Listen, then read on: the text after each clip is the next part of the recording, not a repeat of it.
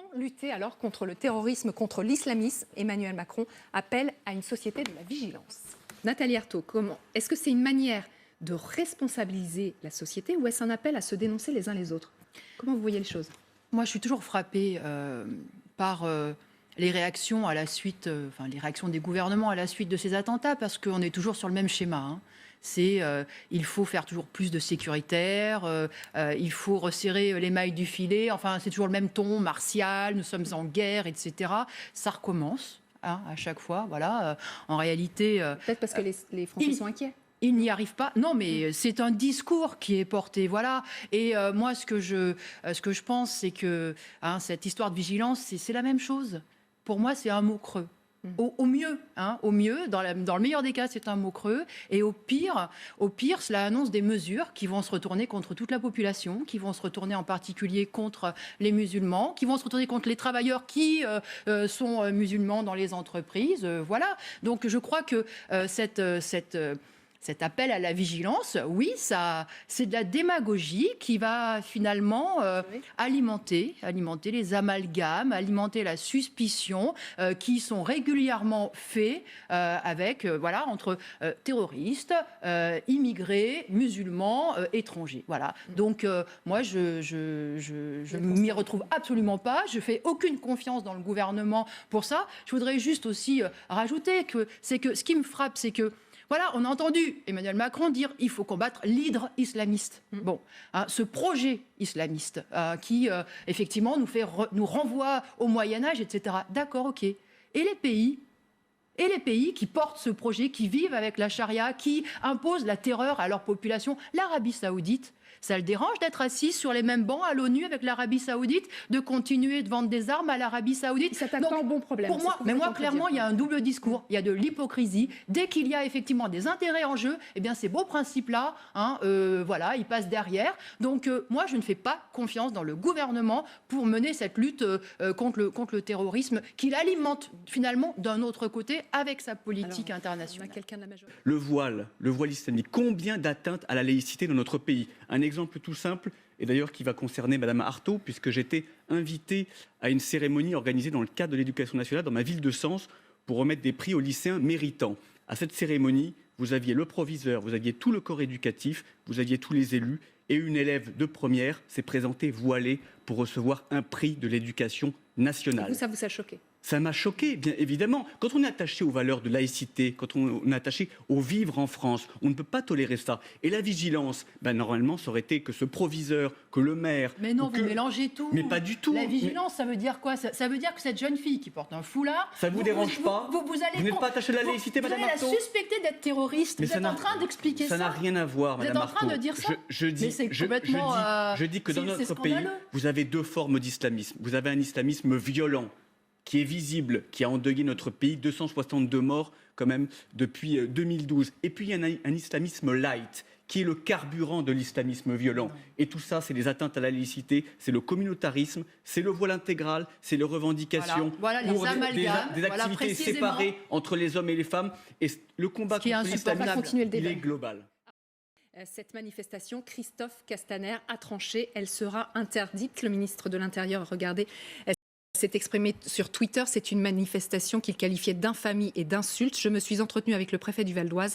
Le rassemblement va être interdit. Vous êtes d'accord, Nathalie Arthaud? On ne pouvait pas laisser une telle manifestation se tenir? Moi, je comprends même pas que l'idée puisse jaillir dans le cerveau de quiconque. Voilà, je trouve ça choquant, hallucinant. J'avoue que pour moi, c'est tellement insignifiant que je ne suis pas allée regarder l'appel. Parce que qu'est-ce qu'il voulait, son initiateur, là, qu'est-ce qu'il voulait soutenir? Il voulait être solidaire avec qui, avec quoi? Enfin, j'en sais rien. Franchement, je ne sais pas. Moi, il est très clair pour moi que le projet politique qui a derrière ce geste est un projet qu'il faut combattre. Et j'insiste, pour moi, ce n'est pas une question religieuse. Donc il faut peut-être aller plus loin que l'interdiction. C'est un problème, c'est une question politique. C'est-à-dire ce sont des militants pour un certain type de société, ces terroristes, pour une société qui se veut dictatoriale, voilà, qui se veut oppressive, d'abord qui se veut, répressive contre les femmes, mais contre toute la population. C'est ce qu'on a vu avec l'État islamique. Enfin bon, c'est le retour au Moyen-Âge. Donc c'est un projet politique, moi, que je combats de toutes mes forces. et je le combats sur le fond et sur la forme évidemment, parce que ce sont effectivement des gens qui essayent de l'imposer par la terreur, en semant les morts et en essayant effectivement, y compris de jouer sur les fractures qui existent dans la société. Et de jouer sur ce terrain du oui. Moi, je le Donc, on est combats. d'accord. Moi, je le combats. Mais oui. je ne suis pas d'accord avec le gouvernement. Je ne fais pas confiance dans le gouvernement pour le combattre. Parce que moi, je pense que justement, quand il s'agit de gros sous, eh bien, il est précisément complaisant avec ce genre de régime. Parce que moi, je ne comprends pas pourquoi, d'un côté, on peut dire jamais de charia chez nous, jamais ça ici. Et bravo, bien sûr. Et pourquoi ailleurs, eh bien, finalement, on ferme les yeux, on en est même complice, et y compris, on est alliés avec ce genre de régime. Eh ben, pour moi, c'est une contradiction fondamentale et qui est finalement le reflet de toute notre société, où d'un côté, on se part de grandes vertus démocratiques, etc., et où de l'autre côté, au bout du compte, on écrase une partie de la population de cette planète. Tout ça est lié, en réalité. Arnaud Viala. Je pense que la question est un peu plus compliquée parce qu'il y a quand même pas mal d'endroits dans lesquels les services publics, dans lesquels les maires, dans lesquels les préfets sont confrontés au quotidien à des acteurs qui sont au minimum ambigus, au pire, psychologiquement complices de ce genre de choses. Et il y a pas mal de quartiers et de secteurs en France où ça se passe. Et ça se passe pourquoi ? Ça se passe parce qu'il y a effectivement un recul du service public, parce qu'il y a un recul aussi des mouvements sociaux, des mouvements de jeunesse, il y a un recul des partis politiques, il y a un recul aussi du rôle du Parti communiste, par exemple, qui il y a 25 ans était important, y compris d'ailleurs dans mon département, dans le 92. On voit entre guillemets, des alternances, des transitions. Et là, le plus compliqué, c'est de faire revenir l'État.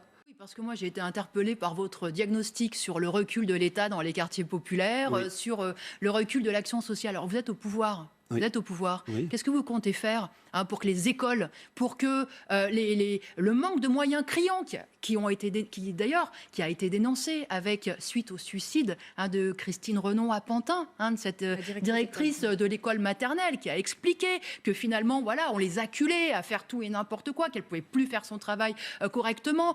Que comptez-vous faire ? Vous comptez embaucher les milliers d'enseignants qui manquent dans les quartiers populaires ? Vous comptez remettre les hôpitaux de proximité, Madame, les maternités de vous êtes proximité. enseignante. Non, mais, vous êtes enseignante. Je suis assez je suis quand même. Que pensez-vous de la réforme des REP+, et de la diminution et la division par deux des enfants dans les mais classes sans de moyens. C'est précisément ce qu'elle et dénonçait. vous n'avez aucun retour sur effectivement l'efficacité de cette aide depuis 2 ans. Au final, ces enseignants et ces directeurs. S'il y a une chose dont nous sommes fiers aujourd'hui, c'est effectivement le résultat des 180 000 élèves. Elle explique qu'elle est au four et au moulin, qu'elle doit faire gardienne, qu'elle doit faire médecin, qu'elle doit faire prof, qu'elle doit faire qu'elle doit s'assurer de la sécurité, etc. Parce que voilà le résultat de vos politiques qui consistent toujours à enlever des moyens justement aux services publics dans les quartiers populaires. Le débat continue. Voilà. Jacques Maire, je me tourne vers vous, parce que vous êtes député La République En Marche, aussi ambassadeur parlementaire de cette réforme des retraites. Le but, c'est de continuer à faire de la pédagogie, il en faut ? Pas uniquement. C'est à la fois, effectivement, expliquer ce qu'est et ce que n'est pas cette réforme, parce que toute réforme des retraites, quand on parle de passer de 40 régimes à un seul, c'est d'une complexité sans fin. Donc, il y a quelques principes de base à rappeler, puis il y a aussi écouter la population et faire, encore aujourd'hui, remonter les perceptions, les sentiments et les problèmes particuliers. Donc vous le garantissez, comme le disait le Premier ministre il y a quelques semaines, cette réforme n'est pas écrite. Cette réforme n'est pas écrite, même si les principes directeurs sont extrêmement clairs. Et il y a effectivement 40 parlementaires Alors ça fait rire. Et 300 et quelques parlementaires qui vont aller effectivement sur le terrain. Il y aura dans chaque circonscription de France un atelier sur les retraites. D'accord. C'est pas écrit, mais c'est très cadré. C'est ce que vous les retenez, principes directeurs, on pourrait. Bien sûr, c'est extrêmement simple. D'abord, c'est un régime par répartition. Ça, c'est clair. Deuxièmement, on ne touche pas au montant global alloué aux retraites. Aujourd'hui, on est à 14 et quelques % du PIB. L'idée n'est pas de faire des économies en quoi que ce soit. L'idée, c'est de donner de la visibilité et de la pérennité aux retraites. Et de faire arrêter aux jeunes de penser que leur retraite n'aura pas lieu. Troisièmement, c'est un système universel, par point. Et effectivement, chaque cotisation, chaque euro cotisé rapportera la même chose à chacun des individus. Et quatrième point, effectivement, il y a la place pour des situations particulières. Aujourd'hui, les situations particulières, les professions particulières, mais il y a des absolument, parce qu'il y a des situations de pénibilité, il y a des métiers qui sont difficiles, il y a des carrières longues, il y a des par exemple, reprenons l'exemple des policiers qui sont, pour certains d'entre eux, pendant plusieurs dizaines d'années sur le trottoir en train d'être au contact, c'est pas facile. Au lieu d'avoir des situations qui sont totalement opaques, dans lesquelles effectivement, je dirais, il y a des transferts interrégimes, il y a des financements de l'État et où on ne contrôle plus rien. Maintenant, si on veut faire en sorte de reconnaître la spécificité d'une profession, eh ben, ça veut dire qu'il y a un vote du Parlement et en toute transparence, il y aura un octroi de points pour cette catégorie-là. Bon, c'est clair ? Non, Bah, pas c'est clair qu'elles vont Non. baisser. Enfin, moi, Parler pour moi- de l'un après l'autre, ouais. Oui, pour moi, c'est clair que ces retraites vont baisser, puisque de toute façon, calculer la retraite sur toute sa carrière, c'est déjà un recul. C'est déjà un recul, parce que jusqu'à présent, c'était les 25 meilleures années.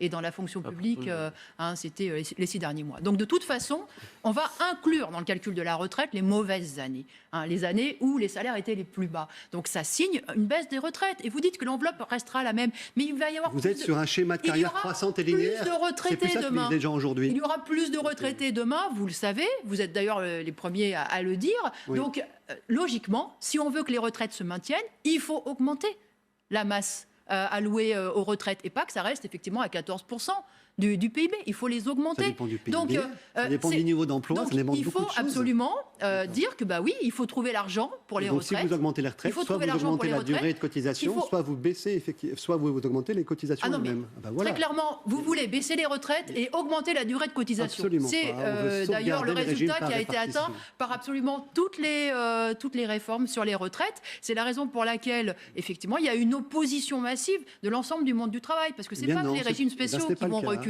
Ce n'est c'est pas les le retraites cas. de tous. Les maires, les associations, mais les citoyens. Tout le monde est acteur de la lutte contre les violences et les dérives. Et donc cette société de la vigilance, nous devons l'organiser. Ce n'est pas une société de la délation, entendons-nous bien, mais c'est que chacun est acteur de la protection collective. Alors, je vais me tourner vers Nathalie Arthaud, non pas vers la femme politique, vers la citoyenne et même peut-être la professionnelle. Vous êtes professeur. Concrètement, ça veut dire quoi dans une école ? Mettre en application les mots du chef de l'État ?